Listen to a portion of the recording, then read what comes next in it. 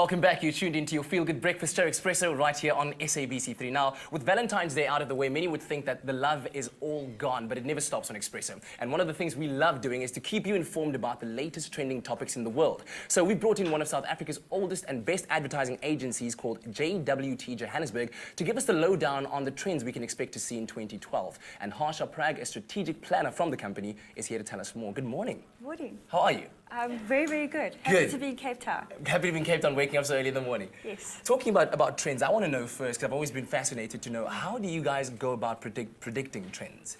Well, we work with our offices all around the globe, and we speak to industry leaders and influencers, and we sort of compile a report together that sort of looks at all the shifts that are happening. Some of them are really big, worldwide changing trends, like something that we'll be speaking about later. Yeah. Some of them are really tiny things, like the next heartthrob in Hollywood. Yes. So it's really just interesting things that are happening in fashion, technology, media, business, the digital space, even in the political space. Okay, and that would be one of the trends that's happening right now. Notifications on your iPad when you're at work. It goes, "Kulili."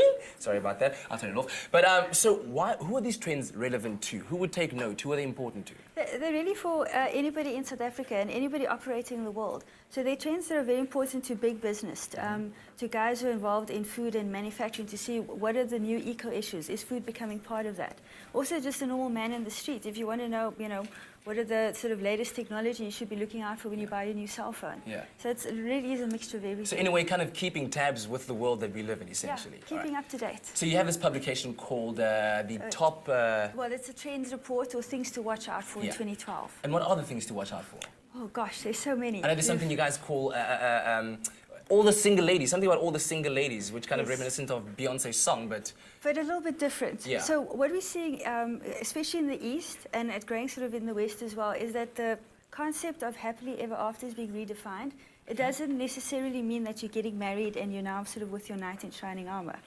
And the reasons for this is that women are getting increased access to education. Yeah, which is great, of course. Yes, and they're also getting more involved in their careers. And also the really big thing is you don't need to be married to have a child, to be a mom.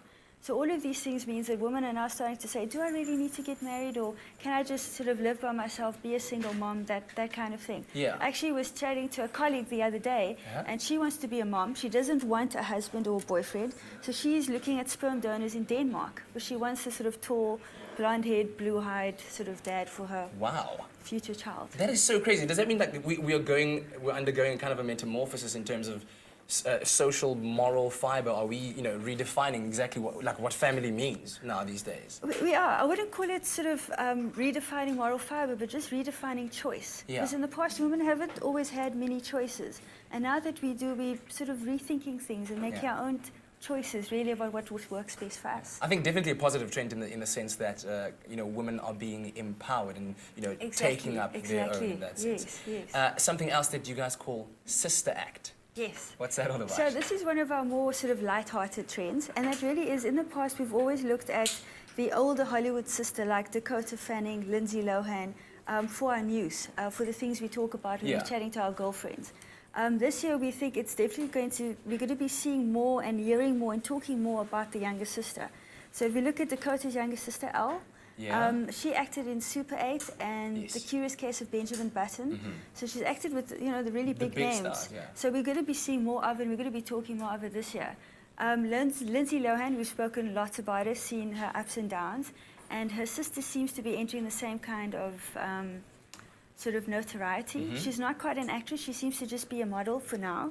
But there have been lots of sort of discussions on has she had sort of work done, even though she's only about 17, 18. Which is not really strange in Hollywood these days, anyway. Yes, I know. And then the last one we're really excited about is Elizabeth Olsen. She's Mary-Kate and Ashley's baby sister. Yeah. And she's acted in a few independent movies, but this year she's going to be releasing a film with Robert De Niro. It's a thriller. Wow, and it's called Red Light. And she's also, later on in the year, going to be releasing a film with the guy, Ted Mosby, from How I Met Your Mother. Yes. And also Zac Efron.